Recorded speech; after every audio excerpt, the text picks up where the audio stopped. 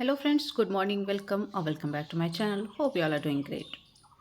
विद्यालय अध्यापक के मूल कोटि कक्षा 1 से 5 के पद पर नियुक्ति हेतु शैक्षणिक एवं प्रशैक्षणिक योग्यता क्या होगी। जी हाँ, बहुत सारे कमेंट्स आ रहे थे कि 1 to 5 में शिक्षक बनने के लिए क्या योग्यताएं होनी चाहिए। इससे संबंधित वीडियो मेरे चैनल पे है, बट लोगों के मन में कुछ और क्वेश्चंस थे इससे रिलेटेड, तो वो सारे क्वेश्चन का जवाब आपको मिलने वाला है इस वीडियो में, तो वीडियो में अंत तक बने रहें। बहुत सारे लोगों का ये कहना है कि मैं 6 to 8 that means C TET या बी टेट पेपर 2 में क्वालिफाई हूँ, तो क्या मैं 1 to 5 के लिए एलिजिबल नहीं हूँ। ये क्वेश्चन है, ये क्वेरी है। या एस्टेट में क्वालिफाई हूँ तो 6 to 8 में भर सकता हूँ, पेपर फर्स्ट या पेपर सेकंड वगैरह, ये सब का बहुत सारा क्वेश्चन था, तो उससे रिलेटेड सारे कन्फ्यूजन्स क्लियर होने वाले हैं। तो सबसे पहले आपको बता दूं कि विद्यालय अध्यापक के पद पर नियुक्ति हेतु अनिवार्य यह अर्हता निम्नवत होंगी, जिसमें सबसे पहला जो है वो अर्हता है कि भारत का नागरिक हो एवं बिहार राज्य का अस्थायी निवासी हो। जी हाँ, इस बार पूर्णतः डोमिसाइल लागू कर दिया गया है इस नियमावली में, और बिहार राज्य का जो अस्थायी निवासी होंगे वही इस फॉर्म को फिलअप कर सकते हैं। विद्यालय अध्यापक के पद पर नियुक्ति हेतु राष्ट्रीय अध्यापक शिक्षा परिषद द्वारा समय समय पर निर्धारित शैक्षणिक एवं प्रशैक्षणिक योग्यता धारण करता हो, जो संप्रति निम्नवत है। तो शैक्षणिक और प्रशैक्षणिक योग्यता में क्या कुछ है उसे हम लोग देखने वाले हैं।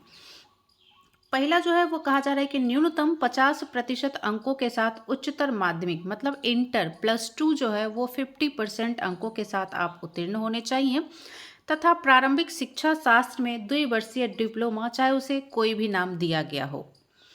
सेकंड है न्यूनतम 45% अंकों के साथ उच्चतर माध्यमिक अथवा इसके समकक्ष एवं प्रारंभिक शिक्षा शास्त्र में 2 वर्षीय डिप्लोमा, चाहे उसे कोई भी नाम दिया गया हो, जो राष्ट्रीय अध्यापक शिक्षा परिषद मान्यता मानदंड और क्रियाविधि विनिमय 2002 के अनुसार प्राप्त किया गया हो। नेक्स्ट है न्यूनतम 50% अंकों के साथ उच्चतर माध्यमिक अथवा इसके समकक्ष तथा 4 वर्षीय प्रारंभिक शिक्षा शास्त्र, जिसे कि BL.Ed बोला जाता है, वो किया हुआ हो। नेक्स्ट है कि न्यूनतम 50% अंकों के साथ उच्चतर माध्यमिक अथवा इसके समकक्ष तथा शिक्षा शास्त्र विशेष शिक्षा में 2 वर्षीय डिप्लोमा हो, अथवा स्नातक तथा प्रारंभिक शिक्षा में 2 वर्षीय डिप्लोमा, चाहे किसी नाम से जाना जाता हो, मतलब ग्रेजुएशन भी होना चाहिए और प्रारंभिक शिक्षा में 2 वर्ष का डिप्लोमा उनका होना चाहिए। अथवा कह रहा है कि 50% अंकों के साथ ग्रेजुएशन होना चाहिए तथा बीएड होना चाहिए, मतलब कि बीएड जिन्होंने किया है वो भी, और ग्रेजुएशन जिनका 50% अंकों के साथ है वो भी इस फॉर्म को फिलअप कर सकते हैं। न्यूनतम 55% अंकों अथवा उसके समकक्ष ग्रेड के साथ स्नातकोत्तर और 3 वर्षीय एकीकृत BEd.M.Ed कहा जा रहा है कि 55% अंकों के साथ स्नातकोत्तर मतलब पोस्ट ग्रेजुएशन की डिग्री हो और 3 वर्षीय एकीकृत BEd या M.Ed की डिग्री हो, तो वो भी फॉर्म फिलअप कर सकते हैं। नेक्स्ट कहा जा रहा है कि जिसने NCTE द्वारा मान्यता प्राप्त संस्थान से शिक्षा स्नातक की उपाधि प्राप्त की है, उसे कक्षा 1 से 5 तक पढ़ाने के लिए विद्यालय अध्यापक के रूप में नियुक्त किया जा सकेगा, किंतु इस प्रकार विद्यालय अध्यापक के रूप में नियुक्त व्यक्ति को मूल कोटि में विद्यालय अध्यापक के रूप में नियुक्त होने के 2 साल के भीतर NCTE द्वारा मान्यता प्राप्त प्राथमिक शिक्षा में 6 महीने का एक सेतु पाठ्यक्रम, जिसे कि ब्रिज कोर्स कहते हैं, वो आवश्यक रूप से पूरा करना होगा। संबंधित विद्यालय अध्यापक को इस प्रशिक्षण को पूर्ण करने हेतु 6 महीने का सवैतनिक अवकाश मान्य होगा। मतलब कि मोस्टली जो ये कहना है कि 1 to 5 में शिक्षक बनने के लिए जो आपका प्रशैक्षणिक योग्यता है वो DL.Ed रखा गया है, बट यहाँ पे कहा जा रहा है कि BEd वाले भी फॉर्म फिलअप कर सकते हैं, परंतु उन्हें जो ज्वाइन करेंगे उससे 2 साल के अंदर जो है ब्रिज कोर्स करना होगा, एक 6 महीने का। उसके लिए जो है सरकार उसे प्रशिक्षण पूरा करने के लिए 6 महीने का सवैतनिक अवकाश भी देगी, मतलब कि सैलरी आपको मिलते रहेगी, बट 6 महीने की छुट्टी आपको ब्रिज कोर्स करने के लिए दिया जा सकेगा। जिसने भी NCTE से मान्यता प्राप्त किसी संस्थान से 3 वर्षीय एकीकृत BEd M.Ed की योग्यता हासिल कर ली है, उसे कक्षा 1 से 5 तक पढ़ाने हेतु विद्यालय अध्यापक के रूप में नियुक्त किया जा सकेगा, बशर्ते कि विद्यालय अध्यापक के रूप में नियुक्त व्यक्ति को प्राथमिक विद्यालय अध्यापक के रूप में नियुक्ति के 2 साल के भीतर राष्ट्रीय अध्यापक शिक्षा परिषद द्वारा मान्यता प्राप्त प्रारंभिक शिक्षा शास्त्र में अनिवार्य रूप से 6 महीने का ब्रिज कोर्स करना होगा। संबंधित विद्यालय अध्यापक को इस प्रशिक्षण को पूर्ण करने हेतु भी 6 महीने का सवैतनिक अवकाश मान्य होगा।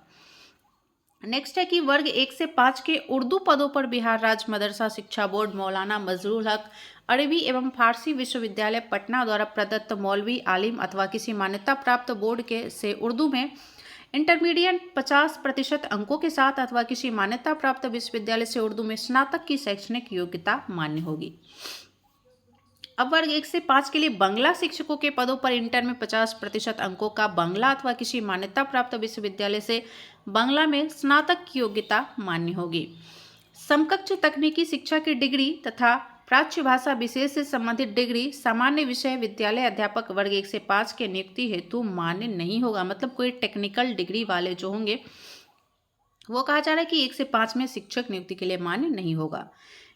तो यहाँ पे ये सारा योग्यता एक बार मैं और क्लियर कर दूं कि 1 to 5 में शिक्षक बनने के लिए पहली जो योग्यता है वो 50% अंकों के साथ 12th होना चाहिए, 50% अंकों के साथ प्लस DLED होना चाहिए।